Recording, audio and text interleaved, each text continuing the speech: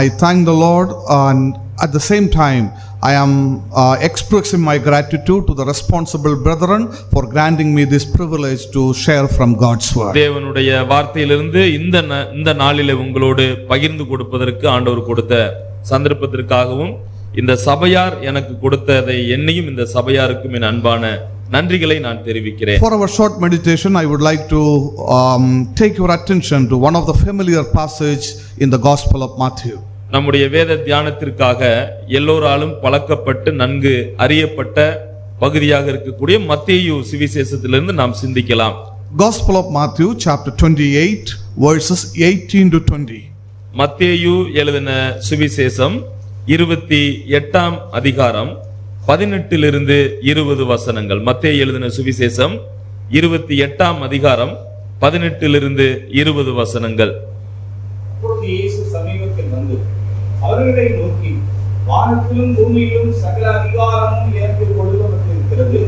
ஆகையால் நீங்கள் புறப்பட்டு போய் சகல ஜாதிகளையும் சீஷராக்கி பிதா குமாரன் பரிசுத்தாவின் நாமத்திலே அவர்களுக்கு ஞானஸ்நானம் கொடுத்து நான் உங்களுக்கு கட்டளையிட்ட யாவையும் அவர்கள் கைக்கொள்ளும்படி அவர்களுக்கு உபதேசம் பண்ணுங்கள்.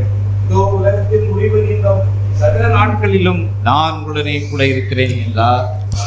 This is a very familiar verses to all of us. நம்ம எல்லோருக்குமே இந்த வேத பகுதி நன்கு தெரிந்த பகுதி தான். This passage is called as the Great Commission of our Lord Jesus Christ. இந்த வசன பகுதியானது ஆண்டவராகிய இயேசு கிறிஸ்துவினுடைய பிரதான கட்டளையின் பகுதி என்று அழைக்கப்படுகிறது. We know that before the ascension of our Lord Jesus Christ, he issued this Great Commission to his disciples. ஆண்டவராகிய இயேசு கிறிஸ்து பரமேறி செல்வதற்கு முன்பதாக தன்னுடைய சீஷர்களுக்கு இந்த கட்டளையை அவர் கொடுத்தார். It is the final directive of our Lord Jesus Christ to his disciples. ஆண்டவராய் இயேசு கிறிஸ்து தன் சீஷர்களுக்கு கடைசியாக நேரடியாக கொடுத்த கட்டளை இதுவாக இருக்கு. Or in another words, I would say that this is the final authoritative command of the Lord Jesus Christ to his disciples. அதை நான் வேறு ஒரு வார்த்தையில் சொல்லப் போனால், ஆண்டவராகிய இயேசு கிறிஸ்து அதிகாரப்பூர்வமாக தன் சீஷர்களுக்கு கடைசியாக சொன்ன வார்த்தைகளாக இது இருக்கிறது. And these verses are to be understood as the marching orders given by our Lord Jesus Christ to the church. இந்த வார்த்தைகள் எல்லாம் நாம் இப்படியாக புரிந்து கொள்ள வேண்டும். ஆண்டவராகிய இயேசு கிறிஸ்து சபை எவ்வாறு ஒரு படை வீரர்களாக அணிவகுத்து செல்ல வேண்டுமோ அது போன்றதான ஒரு விஷயத்தை இயேசு கிறிஸ்து சொல்லி இருக்கிறார். He was exactly telling to his disciples what the Lord expects each of his children to do when he is absent physically from this world. அதுபோலத்தான் ஆண்டவராய் இயேசு கிறிஸ்து சீஷர்களுக்கு சொல்லும்போது, இயேசு கிறிஸ்து இந்த உலகத்தில் இல்லாத பட்சத்தில் இல்லாமல் இருக்கும்போது நீங்கள் எவ்வாறு அவருடைய இந்த ஊழியத்தை நீங்கள் செய்ய வேண்டும். So this is what his disciples must do in this world. So இந்த உலகத்தில் இப்படித்தான் இந்த சீஷர்கள் செய்ய வேண்டும் என்பதற்காக இந்த வசனங்களை சொல்லுகிறார். Now when you look at the disciples after the ascension of our Lord Jesus Christ, ஆண்டவராகிய இயேசு கிறிஸ்து பரமேறிய பின்பு சீஷர்களை நீங்கள் கவனித்து பாருங்கள். the disciples took this command very seriously. இந்த சீஷர்கள் ஆண்டவர் கொடுத்த கட்டளையை ரொம்ப சீரியஸா ரொம்ப ஜாக்கிரதையாக அவர்கள் எடுத்துக்கொண்டார்கள். They went into the world. அவர்கள் இந்த உலகத்திற்கு சென்றார்கள். They shared the gospel of Jesus Christ to the people. ஆண்டவராய் இயேசு கிறிஸ்துவின் சுவிசேஷத்தை மக்களுக்கு எடுத்து சொன்னார்கள். Thousands upon thousands were saved and added into the church.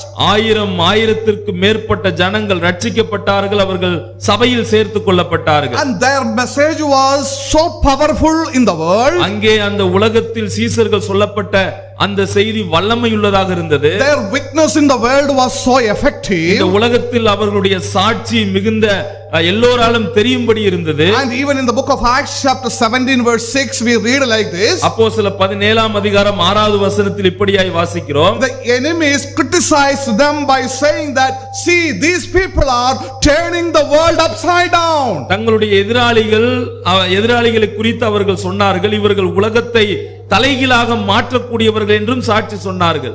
Such a powerful ministry it was. So ஆண்டவர் இவர்களுக்கு கொடுத்த ஊழியம் மிகுந்த வெற்றியுள்ள ஒரு ஊழியமாக இருந்தது. That was the testimony of the early church. அதுதான் ஆரம்ப திருச்சபையினுடைய சாட்சியாக இருந்தது. Now this morning my question is, இந்த காலை வேளையில் என்னுடைய கேள்வி என்னவென்றால், what about our churches today?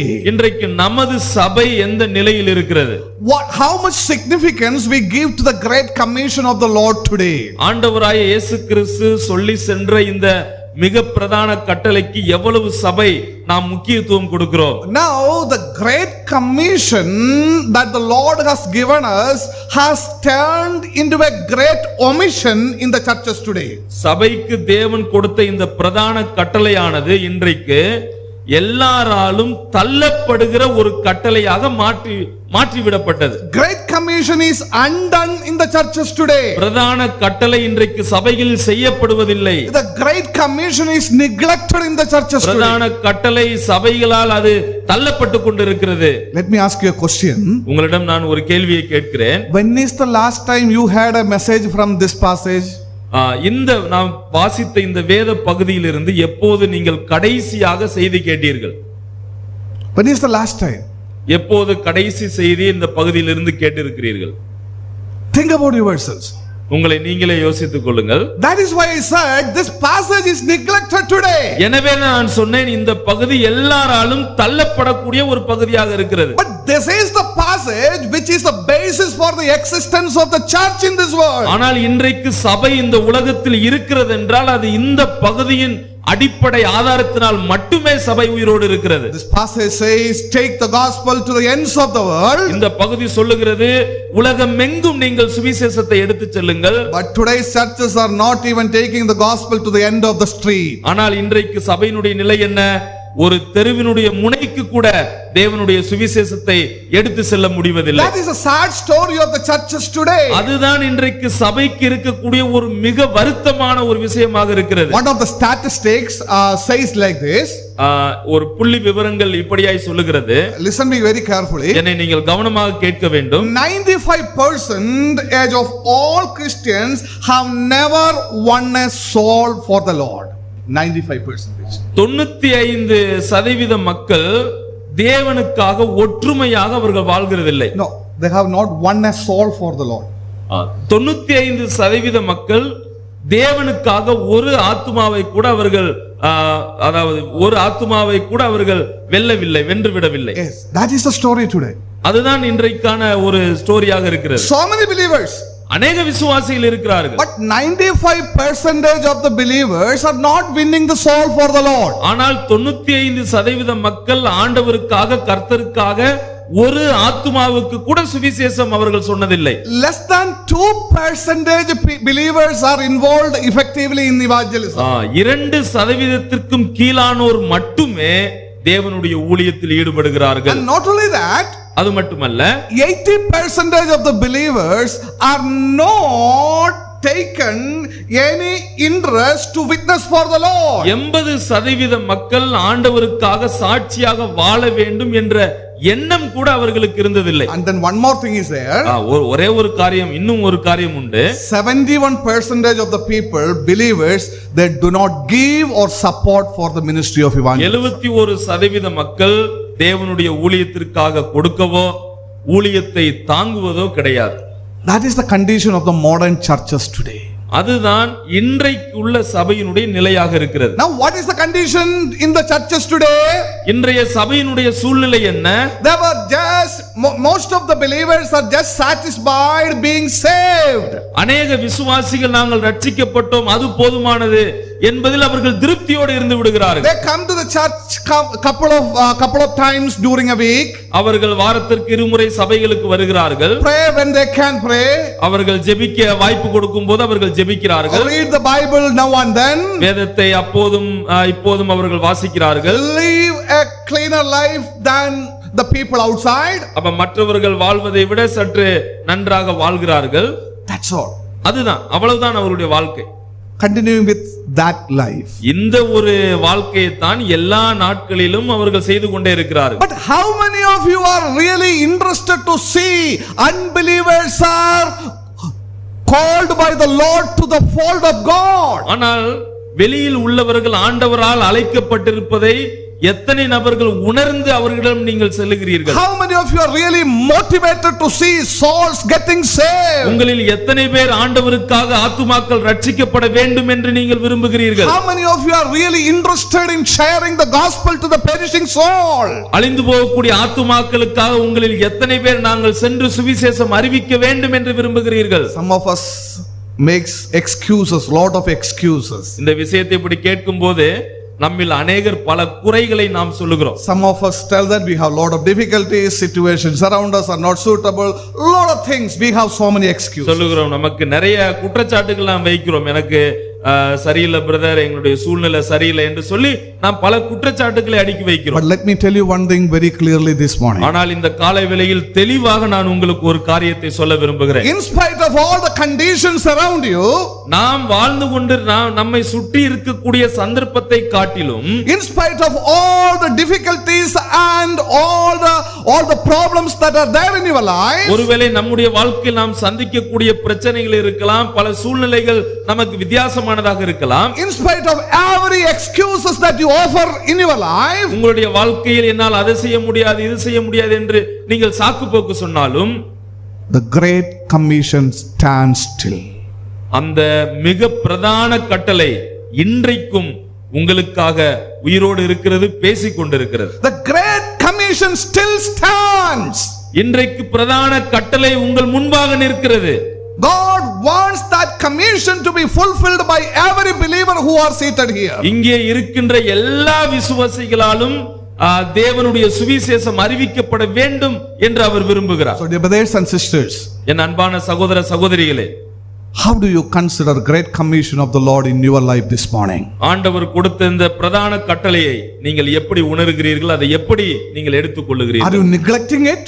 நீங்கள் அதை மறுக்கிறீர்களா? அதை தள்ளிவிடுகிறீர்களா? Or are you fulfilling it? அல்லது அவர் கொடுத்த பிரதான கட்டளையை நீங்கள் நிறைவேற்றுகிறீர்களா? Now as we come into these verses, I want to explain few vital truth from this great commission. நான் வாசித்த இந்த வசனங்கள், அதாவது ஆண்டவர் கொடுத்த இந்த மிக பிரதான கட்டளையிலிருந்து சில விஷயங்களை, சில வசனத்தை, வார்த்தைகளை உங்களோடு நான் விளக்க விரும்புகிறேன். The first important thing that I want you to understand from this verse is, இந்த வசனத்திலிருந்து நான் புரிந்து கொள்ள வேண்டிய முதல் விஷயம் என்னவென்றால், we have a divine mandate or order in this verse. நமக்கு ஒரு தெய்வீக ஒழுங்கு ஒன்று கொடுக்கப்பட்டிருக்கிறது. There is a divine mandate. அங்கே தெய்வீக ஒழுங்கை நாம் பார்க்கிறோம். There is a divine order which is given in this verse. இந்த வசனத்தில் தெய்வீக ஒரு ஒழுங்கு கொடுக்கப்பட்டிருக்கிறதை பார்க்கிறோம். What is the order? March official order. என்ன ஒழுங்கு? ஒரு அலுவலக ரீதியில் அவர்கள் செய்யக்கூடிய விஷயங்கள் என்ன? What is the order given here? இங்கே சொல்லப்பட்ட அந்த ஒழுங்கு முறை என்ன? Look at verse 19. வசனம் 19ஐ கவனியுங்கள். Go. நீங்கள் புறப்பட்டு போங்கள். Go. போ. That is the divine order or the mandate which is given by the Lord in this verse. அதுதான் கர்த்தராகிய இயேசு கிறிஸ்துவினால் சொல்லப்பட்ட தெய்வீக ஒழுங்குமுறையாக இருக்கிறது. If you are still sitting, you cannot go. நீங்கள் இன்னும் இருந்து கொண்டே அமர்ந்து கொண்டே இருந்தால் உங்களால் போக முடியாது. If you are just staying wherever you are, you cannot go. நீங்கள் எங்கே இருக்கிறீர்களோ அங்கேயே இருந்து கொண்டிருந்தால் உங்களால் போக முடியாது, செல்ல முடியாது. If you are not going to make a move, you cannot go. நீங்கள் ஒரு இடத்திலிருந்து உங்களை அசையாமல் அல்லது நீங்கள் நகர்த்தாமல் இன்னொரு இடத்திற்கு உங்களால் செல்ல முடியாது. Go. போ. Today instead of going, we tell come, isn't it? இன்றைக்கு போங்கள் என்பதற்கு பதிலாக நாம் என்ன சொல்லுகிறோம்? வாருங்கள், வா அப்படி நம்ம சொல்றோம். Some of the churches, they have the gospel meeting, come. இன்றைக்கு நிறைய சபைகளை சுவிசேஷ கூட்டம் வைக்கும் போது வாங்க சபைக்கு வாங்க அப்படின்னு நம்ம அழைப்பு கொடுக்கிறோம். Okay, you do it, no problem. அதை நீங்கள் செய்யலாம், அதில் எந்த தவறு இல்லை. That is not the Bible says. ஆனால் அதை அப்படி வேதம் சொல்லுகிறது இல்லை. Go. போங்கள், போ. Who should go? யார் போக வேண்டும்? Evangelist and the elders, right? ஊழியர்களும் மூப்பர்களும் போக வேண்டுமா? Only men in the assembly, they should go, right? அல்லது சபையில் இருக்கக்கூடிய ஆண்கள் மட்டும் போக வேண்டும், சரிதானே? How about the sisters? சகோதரிகளை குறித்து என்ன? சகோதரிகள் போக வேண்டுமா? Sit at home and do the work at home, isn't it? நீங்கள் வீடுகளில் இருந்து வேலை செஞ்சா போதும், அப்படிதானே? No. இல்லை. Every individual who is called as the disciple of the Lord Jesus must go. ஆண்டவராகிய இயேசு கிறிஸ்துவின் சீசர்கள் என்று அழைக்கப்பட்ட ஒவ்வொரு தனிப்பட்ட நபர்களும் போக வேண்டும். Whether you are a man or a woman, you are responsible to go. நீங்கள் ஆண்களோ பெண்களோ உங்கள் ஒவ்வொருவருக்கும் கொடுக்கப்பட்ட பொறுப்பு, நீங்கள் புறப்பட்டு போக வேண்டும், போங்கள். Now, if you look at the grammar of that expression, இந்த வசனத்தினுடைய அந்த இலக்கணத்தை நீங்கள் உற்று பார்த்தால், it means as you go. அதனுடைய அர்த்தம் நாம், அதாவது போகிறது போல, நாம் எப்போதும் போகிறோமோ அது போல என்று சொல்லப்பட்டிருக்கிறது. As you go, நீங்கள் போகிறது போல. what does it mean? அதனுடைய அர்த்தம் என்ன? What does it mean? அதனுடைய அர்த்தம் என்ன? As you go, what does it mean? நீங்கள் போகிறது போல, அதனுடைய அர்த்தம் என்ன? That means as we pass through this world, wherever you are, அதனுடைய அர்த்தம் இந்த உலகத்தில் நாம் எங்கேயெல்லாம் போகிறோமோ, எங்கேயெல்லாம் கடந்து செல்லுகிறோமோ, you need to carry the gospel with you. அங்கே உங்களோடு இந்த சுவிசேஷத்தை நீங்கள் சுமந்து செல்ல வேண்டும். Wherever you go, as you pass through the world, carry the gospel. When you meet the people, share it with them and win them for the Lord. நீங்கள் இந்த உலகத்திற்கு எங்கெல்லாம் போகிறீர்களோ, யாரெல்லாம் சந்திக்கிறீர்களோ, எங்கெல்லாம் இருக்கிறீர்களோ, அங்கெல்லாம் சுவிசேஷத்தை எடுத்து செல்லுங்கள். இந்த சுவிசேஷத்தை மற்றவர்களுக்கு நீங்கள் பகிர்ந்து கொடுங்கள். As you go into the world, whomever you meet, speak to them and win them for the Lord. இந்த உலகத்திற்குள் நீங்கள் போகும்போது யாரையெல்லாம் சந்திக்கிறீர்களோ அவர்களுக்கெல்லாம் இந்த சுவிசேஷத்தை சொல்லி, share the gospel to everyone whom you meet on the way. நீங்கள் சந்திக்கக்கூடிய பாதையில், வழியில் சந்திக்கக்கூடிய எல்லோருக்கும் இந்த சுவிசேஷத்தை சொல்லுங்கள். Every day you go out, isn't it? எல்லா நாளும் நீங்கள் வெளியில போறீங்க, அப்படிதானே? On the way you meet so many people, right? நீங்க டெய்லி வெளியில போகும்போது நிறைய மக்களை நீங்க சந்திக்கிறீங்க. But are you speaking to them? ஆனால் சந்திக்கக்கூடிய மக்களோடு நீங்கள் பேசுகிறீர்களா? That's what the word says. இந்த சுவிசேஷம் சொல்லுகிறீர்களா? அதைத்தான் வேதம் சொல்லுகிறது. As you go, whomever you meet on the way, share the gospel, speak to them and lead them to the Christ. நீங்கள் போகக்கூடிய பாதையில் நீங்கள் சந்திக்கக்கூடிய ஜனங்களை நீங்கள் சுவிசேஷம் சொல்லுங்கள். அவர்களை ஆண்டவராய் இயேசு கிறிஸ்துவின் சுவிசேஷத்தை சொல்லி அவர்களை சபைக்கு நீங்கள் அழைத்து வாருங்கள். That is what the command or the mandate given here. அதுதான் தேவன் கொடுத்த தெய்வீக ஒழுங்குமுறையாக இருக்கிறது. So now how can we do that? Okay, இதை நாம் எப்படி செய்யலாம்? இந்த தெய்வீக ஒழுங்கை நாம் எப்படி செய்யலாம்? There are two ways. அதற்கு இரண்டு வழிகள் உண்டு. Number one, முதலாவது, you can do it through your lives. உங்களுடைய வாழ்க்கையின் மூலமாக நீங்கள் அதை செய்யலாம். Your life should be an example before the people around. மற்றவர்கள், அதாவது நாம் வாழக்கூடிய இந்த உலகம் மற்றவர்களுக்கு முன்பாக நாம் உதாரணமான எடுத்துக்காட்டான வாழ்க்கை நாம் வாழலாம். Or in another words, I would say like this. இன்னொரு வார்த்தையில் நான் அதை இப்படியாக சொல்ல விரும்புகிறேன். When the people look at your life should produce a taste in others for the Lord. மற்றவர்கள் உங்களை காணும்போது, உங்களை பார்க்கும்போது ஆண்டவருக்குள் மற்றவர்கள் வர வேண்டும் என்கின்ற தாகம் அவர்களுக்கு வர வேண்டும். Understand what I am trying to say? நான் என்ன சொல்றேன் அப்படின்னு உங்களுக்கு புரியுதா? When people see your life, மற்ற மக்கள் உங்கள் வாழ்க்கையை பார்க்கும்போது, your life should create a taste in them to come to the Lord. உங்கள் வாழ்க்கை அவர்கள் கிறிஸ்துவுக்குள்ளாக வருவதற்கான தாகத்தை ஏற்படுத்த வேண்டும். Is it happening in our lives? அது நம்முடைய வாழ்க்கையில் நடைபெறுகிறதா, நடக்குதா? When they listen your words, அவர்கள் நம்முடைய வார்த்தை அவர்கள் கவனிக்கும் போது, when they see your joy, உங்களுடைய சந்தோஷத்தை அவர்கள் காணும் போது, when they see your peace and happiness in your life, உங்களுடைய வாழ்க்கையில் நீங்கள் சமாதானத்தோடும் சந்தோஷத்தோடும் வாழ்கிறீர்கள் என்பதை அவர்கள் கவனிக்கும் போது, when they really see the differences that are there in your life, உங்களுடைய வாழ்க்கையில் இருக்கின்ற வித்தியாசங்களை அவர்கள் பார்க்கும் போது, it should cause them to have a taste to know, oh, what is this, what a difference it is. அந்த விஷயங்கள் அவர்களுடைய வாழ்க்கையில் ஒரு தாகத்தை ஏற்படுத்த வேண்டும். இவர்கள் வித்தியாசமானவர்களாக இருக்கிறார்களே, இவர்கள் வேறுபட்டு வாழ்கிறார்களே என்ற தாகம் அவர்களுக்கு வர வேண்டும். Or in other words, இன்னொரு வார்த்தையில், they should see Jesus in your life. இன்னொரு வார்த்தையில் சொல்ல போனால், இயேசுவை உங்கள் வாழ்க்கையின் மூலம் அவர்கள் பார்க்க வேண்டும். Every day, every moment, the people around should see Jesus in your life. தினந்தோறும் எல்லா நேரமும் மக்கள் உங்களை பார்க்கும்போது இயேசுவை உங்களில் காண வேண்டும். Yes, that is how through our lives we can witness for the Lord in this world. அதைத்தான் நான் சொன்னேன், இந்த உலகத்தில் ஆண்டவருக்காக நம் வாழ்வின் மூலமாக நாம் சாட்சியோடு வாழலாம். So through our lives we can win the people for the Lord. எனவே நமது வாழ்க்கையின் மூலம் அநேகரை ஆண்டவருக்குள்ளாக நாம் கொண்டு வர முடியும், அவர்களை வெல்ல முடியும். And the second thing is through our lips, through our speech. இரண்டாவது நமது உதடுகள், நமது வார்த்தையின் மூலமாக. Here we read that you need to teach, you need to instruct, and you need to speak to the people. இங்கே நாம் வாசிக்கிறோம், அவர்களுக்கு நீ போதிக்க வேண்டும், கற்பித்து கொடுக்க வேண்டும், அவர்களோடு பேச வேண்டும் என்று நான் பார்க்கிறேன். Yes, we have to live a right life. Along with that, you need to speak to the people and share with them the glorious gospel of Jesus. சரியான வாழ்வை வாழ வேண்டும், மகிமையான சுவிசேஷத்தை நாம் சந்திக்கக்கூடிய மற்றவர்களுக்கு அதை நாம் பகிர்ந்து கொடுக்க வேண்டும். We need to share our faith with others, those who do not know it. நமக்கு இருக்கின்ற விசுவாசம் அறியாதவர்களுக்கு ஆண்டவராய் இயேசு கிறிஸ்துவை நாம் பகிர்ந்து கொள்ள வேண்டும், அவர்களுக்கு சொல்ல வேண்டும். We should share with the lost people what Jesus did for us and what Jesus can do for them. ஆண்டவராய் இயேசு கிறிஸ்து நமக்காக என்ன செய்தார், அவர்களுக்காக என்ன செய்தார் என்பதை அவர்களுக்கு நாம் எடுத்து கூற வேண்டும். And in Gospel of Mark chapter 16 verse 15 we read like this. Mark 16ஆம் அதிகாரம் 15வது வசனத்தில் இப்படியாய் வாசிக்கிறோம். Go ye into this world and preach the gospel to every creature. Mark 16ஆம் அதிகாரம் 15வது வசனம் இப்படியாய் சொல்லுகிறது, நீங்கள் உலகமெங்கும் சென்று எல்லா சிருஷ்டிக்கும் நீங்கள் பிரசங்கியுங்கள் என்று சொல்லுகிறது. Yes, you go into this world as king's herald.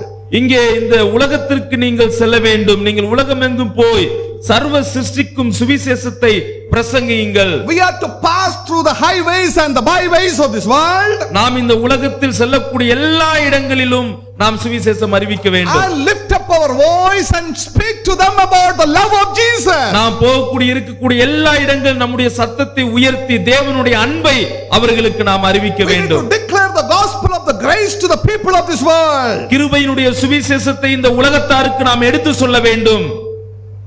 Are we doing that? அதை நாம் செய்கிறோமா? You should go. நீங்கள் போக வேண்டும். You need to make a move. நீங்கள் ஒரு இடத்திலிருந்து இன்னொரு இடத்திற்கு நீங்கள் நகர வேண்டும். Then only you can fulfill this command. அப்படி நீங்கள் செய்தால் மட்டுமே இந்த கட்டளையை நிறைவேற்ற முடியும். D.L. Moody, you must have heard about him. D.L. மூடியை குறித்து நீங்கள் நிச்சயமாக கேள்விப்பட்டிருப்பீர்கள். He was a great servant of God. அவர் தேவனுடைய உன்னதமான ஊழியக்காரராக இருந்தார். He was a very busy man. அவர் ரொம்ப பிஸி மேனாக இருந்தார். But he made a covenant with God. ஆனால் பாருங்கள், தேவனோடு ஒரு உடன்படிக்கை அவர் செய்திருந்தார். Do you know what was the covenant that he made with the Lord? தேவனோடு என்ன உடன்படிக்கை செய்திருந்தார் என்று உங்களுக்கு தெரியுமா? The covenant was, he said that, Lord, I would witness for Christ at least one man every day. அந்த உடன்படிக்கை என்னவென்றால், ஆண்டவரே, இந்த உலகத்தில் நான் வாழக்கூடிய ஒவ்வொரு நாளும் ஒரு மனிதனையாவது நான் சந்திப்பேன், அந்த மனிதனுக்கு உம்மை குறித்து நான் சொல்லுவேன் என்று உடன்படிக்கை செய்திருந்தார். At least one man every day. ஒரு நாளில் ஒரு மனிதனையாவது சந்தித்து உமக்காக நான் சாட்சியாயிருப்பேன், உம்மை குறித்து சொல்லுவேன் என்று உடன்படிக்கை செய்திருந்தார். One night it was almost 10 o'clock. ஒரு இரவு 10 மணி கடந்து போனது. He was very busy in writing. He is a scholar. அவர் நல்ல ஒரு வேத பண்டிதர், எனவே தான் எழுதக்கூடிய அந்த எழுத்தில் ரொம்ப பிஸியாக இருந்தார். But 10 o'clock he realized that, oh, I did not share gospel with anybody today.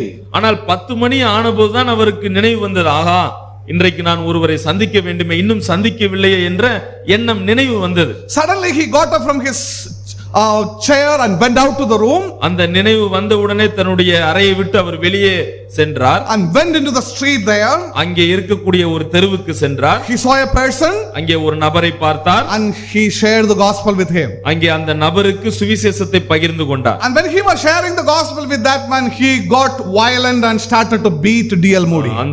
And he just wanted to beat him.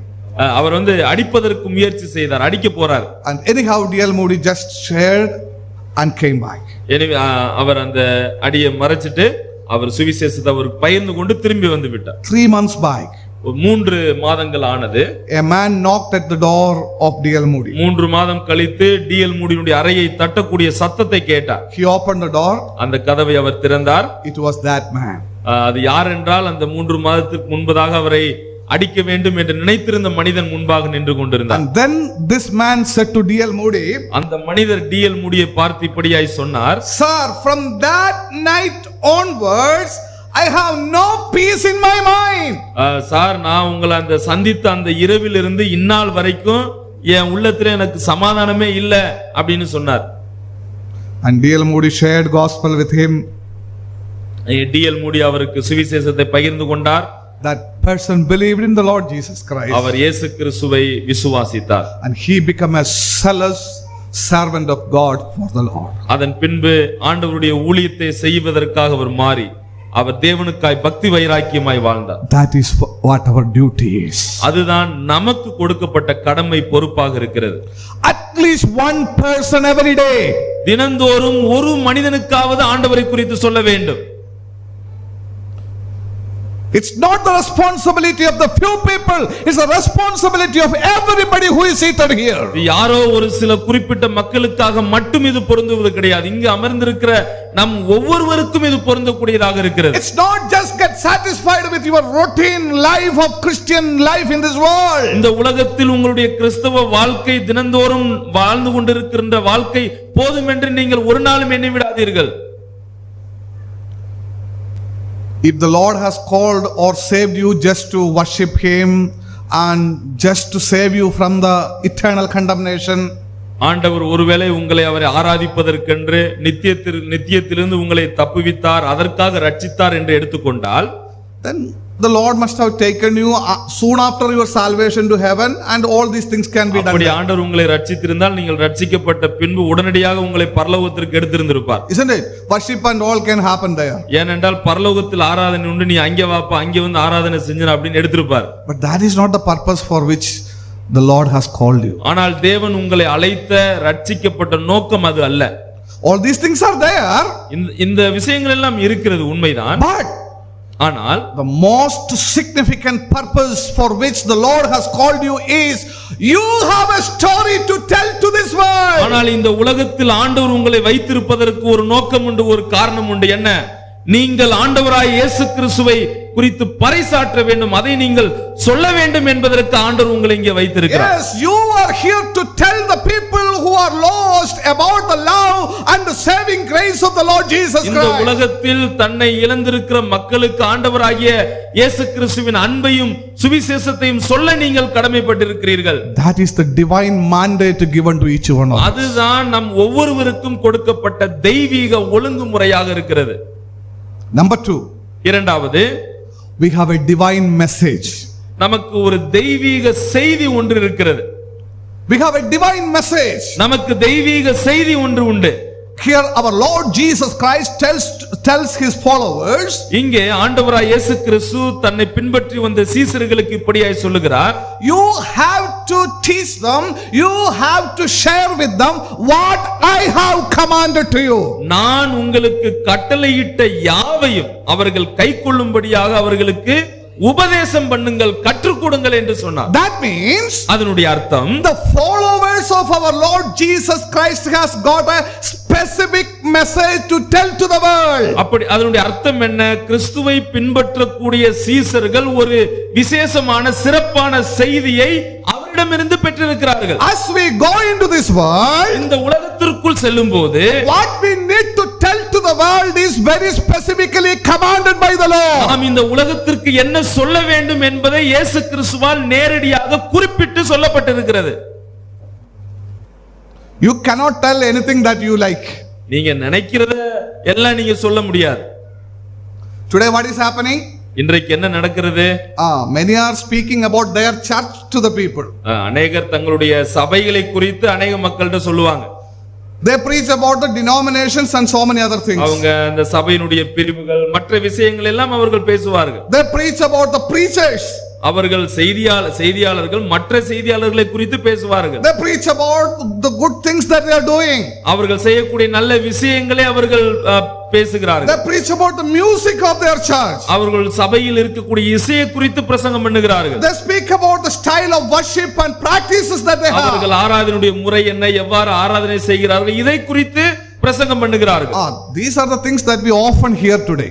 இந்த விதமான பிரசங்கங்களை தான் நாம் அநேக வேளைகளில் நாம் கேட்கிறோம். But let me tell you one thing very clearly. ஆனால் உங்களுக்கு ஒரே ஒரு காரியத்தை நான் தெளிவாய் சொல்ல விரும்புகிறேன். No problem, all these are okay, important. நான் சொல்லப்பட்ட இந்த விஷயங்கள் எல்லாம் அது அவசியம்தான், உண்மைதான். But none of these things will save any soul. ஆனால் இந்த விஷயங்கள் எல்லாம் எந்த ஒரு ஆத்துமாவையும் ரட்சிக்காது. If you're speaking all these things and simply wasting time, make sure that none of these messages, none of these things will save any soul. நீங்கள் சபை, இசை, மற்ற விஷயங்கள் எல்லாம் நீங்கள் பேசினால் அந்த விஷயங்கள் எந்த ஒரு ஆத்துமாவையும் ரட்சிக்காது, அவர்களை ஆதாயப்படுத்த முடியாது. The Lord has made it very specific what message you should tell to the people. எனவேதான் ஆண்டவராய் இயேசு கிறிஸ்து இங்கே நீங்கள் என்ன செய்தியை சொல்ல வேண்டும் என்று குறிப்பிட்டு சொல்லுகிறார், அவர் குறிப்பிடுகிறார். It is the message that saves the lost sinner, the hell-bound sinner. இது நரகத்தில் இருக்கக்கூடிய பாவிகளுக்கான ஒரு செய்தியாக இருக்கிறது. This is the simple message that saves the souls of this world. இந்த எளிமையான செய்தி இந்த உலகத்தில் உள்ள மக்களை ரட்சிக்கக்கூடியதாக இருக்கிறது. This is the message of hope to the hurting people in this world. இந்த செய்தியானது இந்த உலகத்தில் நம்பிக்கை அற்றவர்களுக்கு நம்பிக்கை கொடுக்கக்கூடியதாக இருக்கிறது. This is the message of life to the spiritually dead people in இந்த this world. செய்தி ஆவிக்குரிய நிலையில் மரித்திருக்கிற மக்களுக்கு ஒரு ஒளி வெளிச்சத்தை கொண்டு வரக்கூடிய This is செய்தியாக the message இருக்கிறது. of peace to the tormented people in this இந்த world. செய்தி இந்த உலகத்தில் நசுக்கப்படுகிற கஷ்டப்படுகிற மக்களுக்கு சமாதானத்தை கொண்டு வருகிற This is செய்தியாக the இருக்கிறது. message of the power of God in this world. இந்த செய்தி இந்த உலகத்தில் தேவனுடைய வல்லமையை கொடுக்கக்கூடியதாக இருக்கிறது. It is the message of the person of Jesus Christ. இந்த செய்தி கர்த்தராகிய ஆண்டவராகிய இயேசு கிறிஸ்து என்ற நபரை குறித்த செய்தியாக This is இருக்கிறது. the only message that the world should hear today. இந்த உலகம் இந்த ஒரே செய்தியை மட்டுமே அறிய வேண்டும். This is the message that is universally applicable today. இந்த செய்தி மட்டுமே உலகளாவிய முறையில் எல்லோராலும் ஏற்றுக்கொள்ளப்படக்கூடிய This ஒரு is the செய்தி. message that is potential to change the life of the lost sinners இந்த today. செய்திதான் தன்னுடைய வாழ்க்கையை இழந்து போன எந்த ஒரு நபரையும் ரட்சிக்கக்கூடிய ஒரு செய்தி. Oh, this is the message. This is the powerful message that the world has ever heard. இந்த வல்லமையான செய்தியை தான் உலகம் இந்நாள் வரைக்கும் கேட்க முடியாமல் இருக்கிறது, கேளாமல் இருக்கிறது. This is the message that the world has ever heard. இந்த செய்தி இந்த உலகம் அறியாத ஒரு செய்தியாக இருக்கிறது. This is the divine message to the perishing soul. இதுதான் அழியக்கூடிய ஆத்துமாக்களுக்கு கொடுக்கக்கூடிய ஒரு தெய்வீக செய்தியாக இருக்கிறது. Are you speaking this message? இந்த செய்தியை நாம் பேசுகிறோமா? Are you sharing this message? இந்த செய்தியை நாம் மற்றவர்களுக்கு பகிர்ந்து கொள்கிறோமா? Or are you continue to share your ideas and your things that is making happy and satisfaction to your life? அல்லது நமது வாழ்க்கையில் சந்தோஷத்தை மகிழ்விக்கிற நமது சொந்த காரியங்களை நாம் பேசுகிறோமா? We have a specific message நமக்கு குறிப்பிட்ட செய்தி உண்டு. that is about the person of Jesus Christ who can save the lost அந்த sinner. செய்தி என்னவென்றால் ஆண்டவராய் இயேசு கிறிஸ்து, ஆண்டவராய் இயேசு கிறிஸ்து அழியக்கூடிய ஆத்துமாக்களை ரட்சிப்பதற்கு போதுமானவரும் வல்லவருமாக இருக்கக்கூடிய ஒரே நபராக இருக்கிறார். And the third important thing, மூன்றாவது முக்கியமான விஷயம், we have a divine mission. நமக்கு ஒரு தெய்வீக அருட்பணி கொடுக்கப்பட்டிருக்கிறது. We have a divine mission. நமக்கு தெய்வீக அருட்பணி நோக்கம் உண்டு. Now here we read like this. அதை நாம் இங்கே அப்படியாய் வாசிக்கிறோம். Go and teach all nations. நீங்கள் புறப்பட்டு போய் எல்லோருக்கும் நீங்கள் போதியுங்கள், உபதேசம் பண்ணுங்கள். All nations.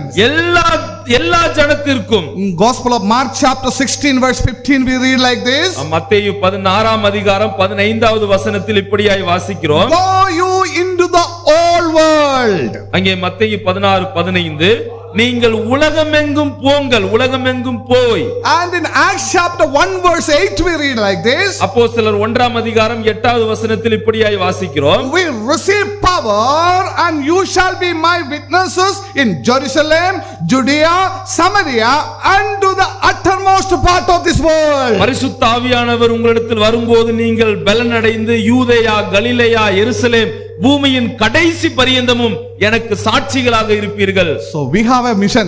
சோ நமக்கென்று ஒரு நோக்கம், ஒரு அருட்பணி உண்டு. What is our mission? நமது அருட்பணி என்ன?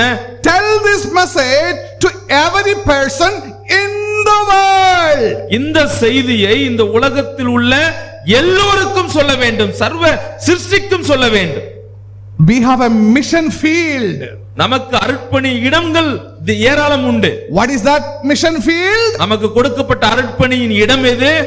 Entire world. இந்த உலகம் முழுவதும், சர்வ சிருஷ்டியும்.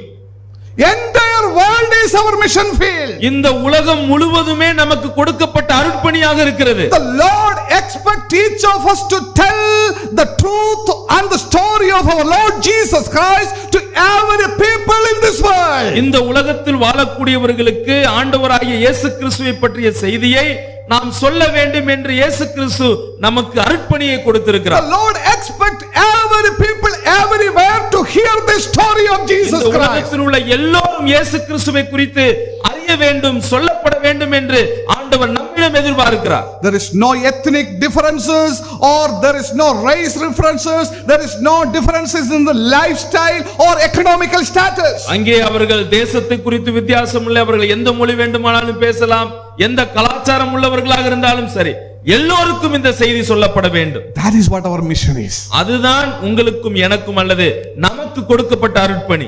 Nobody should be ignored.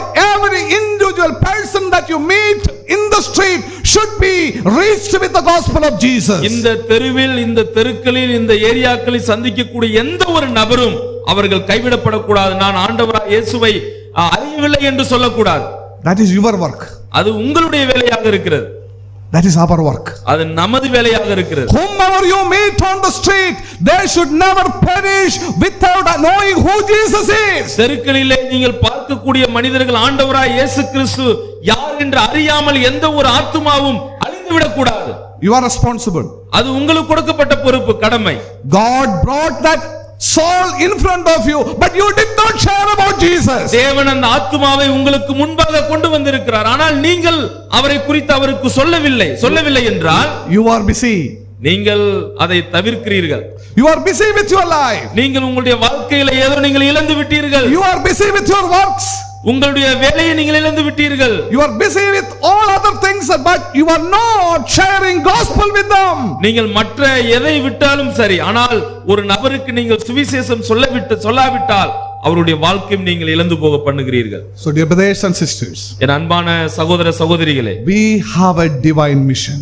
நமக்கு தெய்வீக அருட்பணி கொடுக்கப்பட்டிருக்கிறது. Whomever the Lord brings before you, யாரையெல்லாம் ஆண்டவர் உங்களுக்கு கண்களுக்கு முன்பாக கொண்டு வருகிறாரோ, it is your responsibility to tell about Jesus. அவர்களுக்கு இயேசுவை சொல்லக்கூடிய பொறுப்பு, கடமை உங்களுக்கு கொடுக்கப்பட்டிருக்கிறது. The entire world, every individual in this world is the recipient of the gospel.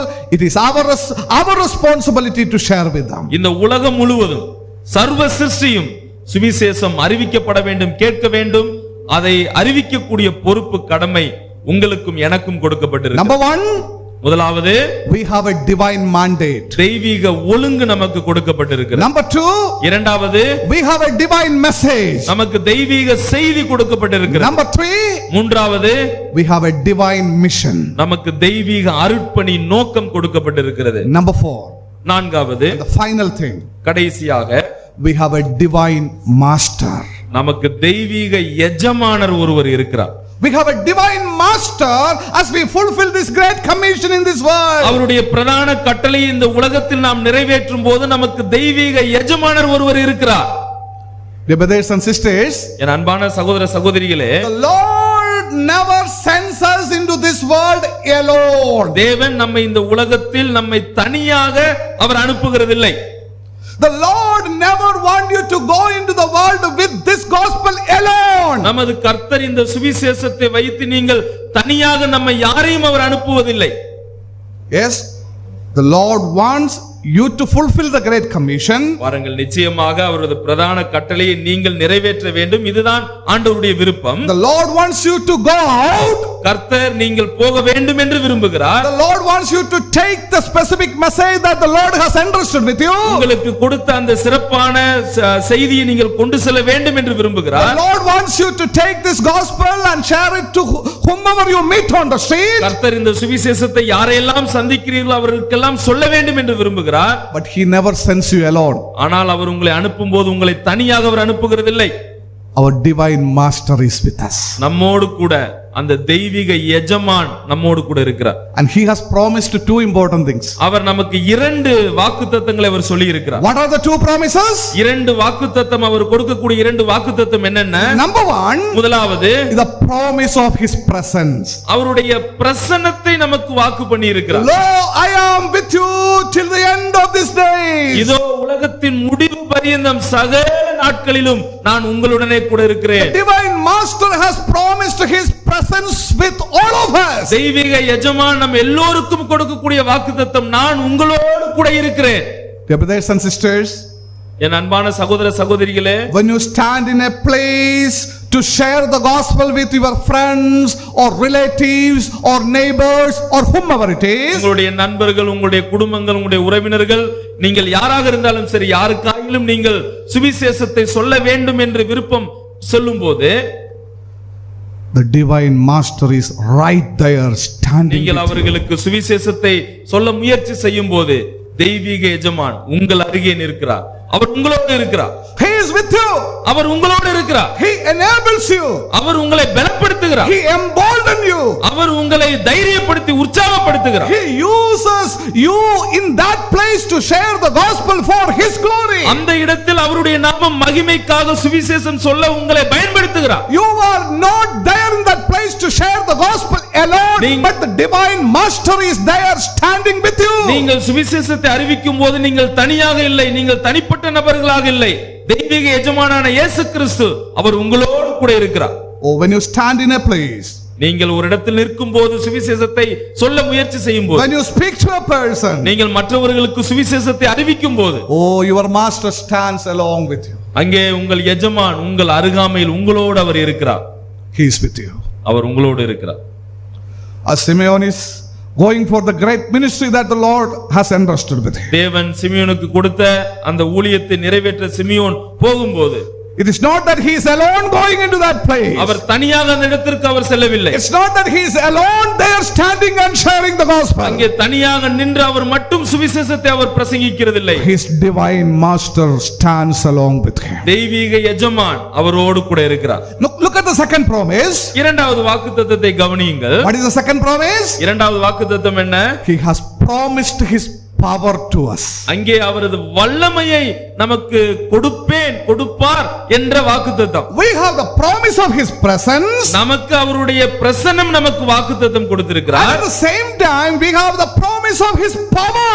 அதே வேளையில் அவரது வல்லமையை நமக்கு கொடுக்கிறேன் என்ற வாக்குத்தத்தம். What we read here? இங்கே என்ன வாசிக்கிறோம்? All power in heaven and earth is given unto me. சகல அதிகாரம் வானத்திலும் பூமியிலும் சகல அதிகாரம் எனக்கு கொடுக்கப்பட்டிருக்கிறது. And in Acts chapter 1 verse 8 we read, அப்போஸ்தலர் 1:8 நாம் வாசிக்கிறோம், when you receive the power of the Holy Spirit, பரிசுத்த ஆவியானவர் உங்களிடத்தில் வரும்போது நீங்கள் பலன் அடைந்து, you will become my witnesses everywhere. நீங்கள் எல்லா இடத்திலும் எனக்காக சாட்சிகளாய் இருப்பீர்கள். So dear brothers and sisters, என் அன்பான சகோதர சகோதரிகளே, when you faithfully stand with the gospel to share with others, நீங்கள் மற்றவர்களுக்கு சுவிசேஷம் சொல்ல வேண்டும் என்று உண்மையோடு நீங்கள் இருந்தால், sometimes we think that, oh, I don't have any power, I don't have any intelligence or abilities. சில நேரங்களில் எனக்கு சுவிசேஷம் எப்படி சொல்றதுன்னு தெரியல, எனக்கு அப்படிப்பட்ட திறமைகள்லாம் இல்ல அப்படி நம்ம நினைக்கும் போது, But let me tell you one thing. நம்ம நினைக்கிறோம். ஆனா உங்களுக்கு நான் ஒரு காரியத்தை சொல்ல விரும்புறேன். Our divine master is there to take your feeble words and add his power into it to change the life of the people. நீங்கள் அப்படிப்பட்ட பலவீனம் உள்ள வார்த்தைகளை பயன்படுத்தினாலும் தெய்வீக எஜமான் இருக்கிறார், அவர் உங்களோடு இருக்கிறார். அந்த வார்த்தையை அவர் வல்லமையான வார்த்தையாய் அவர் மாற்றுவார். Oh dear brothers and sisters, he takes our feeble words and attach his power with our feeble words and make those words powerful to change the life of the people. என் அன்பான சகோதர சகோதரிகளே, நீங்கள் பயன்படுத்தக்கூடிய பலவீனமான வார்த்தைகளை தேவன் வல்லமையான வார்த்தையாய் பயன்படுத்துவார். அவர்களை ரட்சிக்க அது உதவியாக இருக்கு. That is the power of the Lord. அதுதான் தேவனுடைய வல்லமை என்பது. So one thing we need to understand that நாம் ஒரு காரியத்தை நாம் புரிந்து கொள்ள வேண்டும். it is not our word saves the sinner. நம்முடைய வார்த்தைகளால் எந்த ஒரு மனிதனையும் ஆத்துமாவை நாம் ரட்சிக்க முடியாது. It is not our smartness that saves the soul. அல்லது நமக்கு இருக்கக்கூடிய திறமையினால் ஒரு ஆத்துமாவை நாம் ரட்சிக்கப்பட It முடியாது. is not our capability that saves the soul. நமக்கு இருக்கின்ற திறமையினால் ஒரு ஆத்துமாவை ரட்சிக்கிறதில்லை. Instead, அதற்கு பதிலாக the Lord adds his power into our words and use it to change the life of the people. தேவன் ஒரு வலிமை இழந்த வார்த்தைகளை பயன்படுத்தக்கூடிய நமது வார்த்தைகளை அவர் வல்லமையான வார்த்தைகளாக பயன்படுத்தி அவரை ரட்சிப்பதற்கு உதவியாக அவர் வைக்கிறார். So I read about a blind lady. ஒரு அந்த கண் தெரியாத குருடரை குறித்த ஒரு ஸ்டோரி நான் படிச்சிருக்கிறேன். She was in Africa. அந்த சகோதரி ஆப்பிரிக்கா தேசத்தை சார்ந்தவர்கள். He doesn't know how to read and write. அவர்களுக்கு வாசிப்பதற்கோ எழுதுவதற்கோ தெரியாது. And at the same time she is blind. அதே வேளையில் அவள் ஒரு குருடலாகவும் இருக்கிறாள். And she believed in the name of the Lord Jesus Christ and become a Christian. ஆனால் அந்த சகோதரி ஆண்டவராய் இயேசு கிறிஸ்துவை விசுவாசித்து அவள் கிறிஸ்தவளாக மாறிய ஒரு சகோதரி. And one day she came to her pastor. ஒரு முறை அந்த சகோதரி தன் ஊழியரிடம் வந்தால். And she said, Pastor, I need a Bible. அவள் இப்படியாய் கேட்டால், போதகரே எனக்கு ஒரு பைபிள் வேணும் அப்படின்னு கேட்டாங்க. Pastor thought this lady doesn't know how to read and how to write. Then and even she doesn't see why she wants a Bible. அப்ப அந்த போதகர் சொன்னாரு, இந்த சகோதரியால பார்க்க முடியாது, கேட்க முடியாது, எதுக்கு இந்த சகோதரிக்கு பைபிள் தேவை அப்படின்னு சொல்லி யோசித்தார். Then pastor brought the Bible. இருந்தாலும் அந்த போதகர் அவருக்கு ஒரு பைபிள் வாங்கி கொடுத்தாரு. And then the blind lady said to the pastor, அந்த பைபிளை வாங்கிட்டு இந்த சகோதரி போதகர்கிட்ட இப்படியா சொன்னாங்க, Pastor, please take John chapter 3 verse 16. போதகர் பாஸ்டர் இந்த யோவான் 3ஆம் அதிகாரம் 16வது வசனத்தை திருப்புங்க அப்படின்னு சொன்னாங்க. And keep a bookmark there. அங்கே அடையாளத்துக்காக ஒரு குறியீடு, ஒரு புக் மார்க் வைங்க அப்படின்னு. And then color that verse. அந்த வசனத்தை நீங்க நல்லா கலர் பண்ணுங்க அப்படின்னு சொன்னாங்க. Only that verse. அந்த வசனத்தை மட்டும், யோவான் 3:16 மட்டும். And then she took that Bible. அடுத்து அந்த பைபிளை மூடிட்டாங்க. And she took the Bible and went out. அடுத்து அந்த பைபிளை கொண்டு போய் வீட்டுக்கு போயிட்டாங்க. And this pastor thought what she is going to do. அப்ப அந்த பாஸ்டர் நினைச்சாரு, இந்த சகோதரி என்ன சொல்ல போறாங்க, என்ன செய்ய போறாங்க அப்படின்னு. And he followed this lady.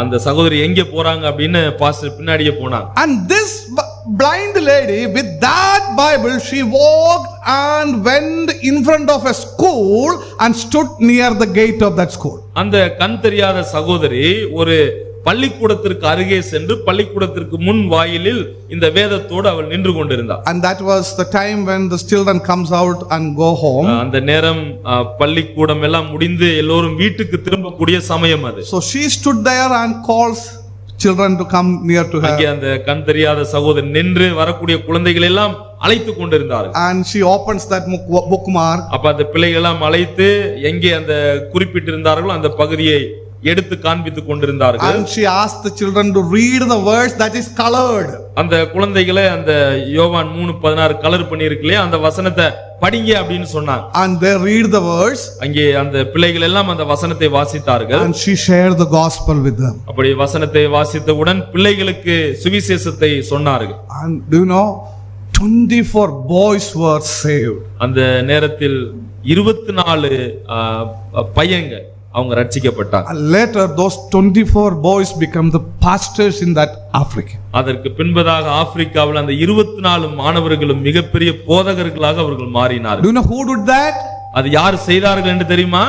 God did it through a blind lady. தேவன் ஒரு கண் தெரியாத சகோதரியின் மூலம் இவ்வளவு விஷயத்தை அவர் செய்தார். God did it through a lady who doesn't know how to read and write. வேதத்தை வாசிக்க எழுத தெரியாத சகோதரியின் மூலம் தேவன் இவ்வளவு விஷயத்தை செய்தார். Dear brothers and sisters, அன்பான சகோதர சகோதரிகளே, you can see everybody, you have a good eyesight.